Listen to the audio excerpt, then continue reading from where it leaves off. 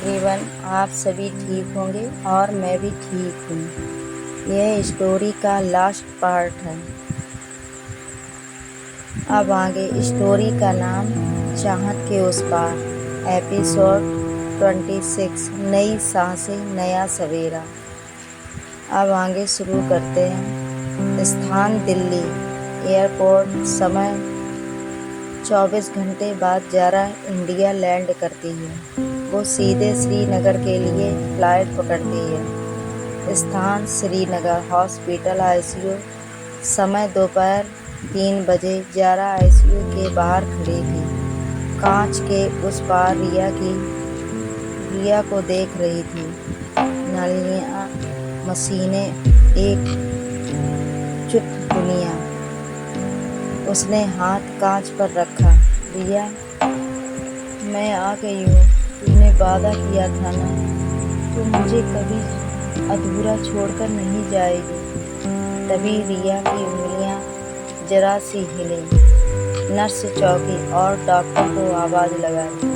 Movement positive, patient revive हो रही है। स्थान आईसीयू। रात 8 बजे। रिया की आंखें धीरे धीरे खुलती हैं।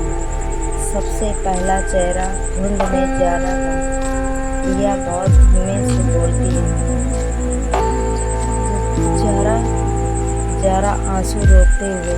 हाँ, मैं हूँ, और इस बार मैं कहीं नहीं जाऊँगी। दोनों की आंखें एक दूसरे में डूब जाती हैं। बीच में मशीनों की बीट थी, लेकिन दिल की धड़कनें फिर एक साथ हो गई थी। स्थान श्रीनगर मिलिट्री हॉस्पिटल। समय सुबह 10:30 बजे। खिड़की से हल्की बर्फबारी हो रही थी। कमरे के अंदर हीटर की हल्की गर्मी थी और ज़ारा की हथेली अब भी रिया के हाथ पर रखी थी। रिया की आंखें खुली। ज़ारा की उंगलियां उसके हाथ में कस गईं। रिया कमज़ोर सी मुस्कान के साथ कहती है, तो अभी भी यहीं है। ज़ारा आँखों में नमी लेकर बोली, अगर मेरी जान आईसीयू में है तो मैं कहाँ और जाऊँ। दोनों के बीच फिर वही खामोश संवाद चला, जो शब्दों से कहीं ज़्यादा गहरा था। स्थान हॉस्पिटल कॉरिडोर। समय दोपहर 12 बजे।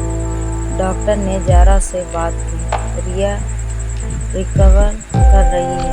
2 हफ्ते में फिजियोथेरेपी शुरू हो सकती है, लेकिन मानसिक थकावट का भी इलाज चाहिए।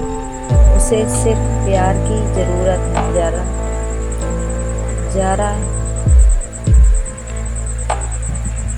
प्यार तो मैं रोज़ देती हूँ डॉक्टर साहब, अब उसे सिर्फ ठीक होने की जिद चाहिए। स्थान Delhi Valeria India branch head office. उसी समय एक इंटर्न ने इटली हेडक्वार्टर को रिपोर्ट भेजी। Mrs Zara Malik has not return. She refuse to resume. Director rule says she is not resigning until further notice। Zara के करियर को लोग हैंड आउट कहना शुरू कर चुके थे। स्थान श्रीनगर हॉस्पिटल। 1 सप्ताह बाद। रिया अब व्हील चेयर में थी। बाल थोड़े कटे हुए, चेहरे पर हल्की सी कमजोरी, पर आँखों में फिर भी चमक थी। रिया कहती है, तू काम पर नहीं जा रही? मिलान नहीं लौटना? ज़ारा सीधे उसकी आंखों में देखते हुए बोली, मैंने अब तुमसे बड़ी कोई डिज़ाइन नहीं बनाई, और अगर तू चाहती है तो मैं रंग फिर से उठा सकती हूँ, लेकिन तेरे साथ। रिया हल्की मुस्कान के साथ बोलती है, तो चल आज रंग वापस लाते हैं। तेरा स्टूडियो, इस बार मेरा भी होगा। स्थान पहलगाम। आर्मी गेस्ट हाउस का लॉन। समय कुछ दिन बाद शाम 5 बजे रिया और जारा एक लकड़ी की मेज पर बैठे थे। जारा रंगों से भरे ब्रश और कैनवास निकाल चुकी थी। रिया ने पहली बार उसके लिए एक स्केच बनाया। जारा तेरे जैसा कुछ नहीं, पर कोशिश की है। जारा हंस पड़ी। तेरे हाथ से बनी कोई भी चीज दुनिया की सबसे कीमती डिजाइन है। दोनों ने हाथ में एक कैनवास पर पेंटिंग शुरू की। एक तरफ रिया के सदे स्ट्रोक्स, दूसरी तरफ जारा की रंगीन झलकियां। एक साथ एक रचना जिसे उन्होंने नाम दिया वी सरब्राइट। स्थान दिल्ली। 1 महीने बाद। समय सुबह 10 बजे। रिया पूरी तरह रिकवर हो चुकी थी।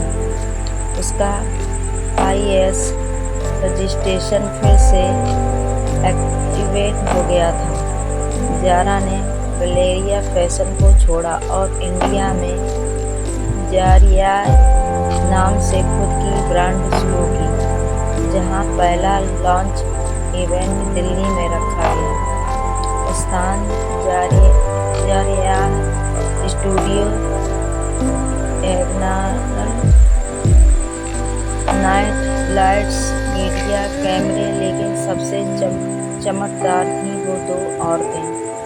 एक सूट में, गले में ID कार्ड, दूसरी ट्रेडिशनल साड़ी में।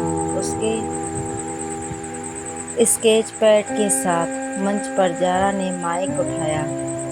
ये ब्रांड सिर्फ फैशन नहीं है, ये एक सफ़र है। जिन्होंने मुझे सिखा दिया कि सच्चा प्रेम कभी तुम्हें कमज़ोर नहीं करता, वो तुम्हें फिर से गढ़ता है। और आज मैं रिया के साथ फिर से गढ़ी हूँ। रिया मंच पर आई और जारा का हाथ पकड़ लिया। हम दोनों अब सिर्फ प्रेम नहीं जी रहे, हम जीवन को एक दूसरे के माध्यम से समझ रहे हैं। वो मेरा वजूद है, अश्क थोड़ी है। वो मेरा वजूद है, अश्क थोड़ी है। वो मेरी पूरी कायनात है, एक शख्स थोड़ी है। और यहीं से यह स्टोरी समाप्त होती है।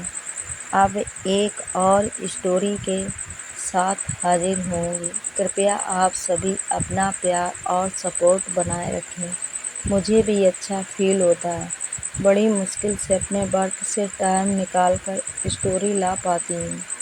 मेरी स्टोरी सुनने के लिए आप सभी को thank you, thank you, thank you.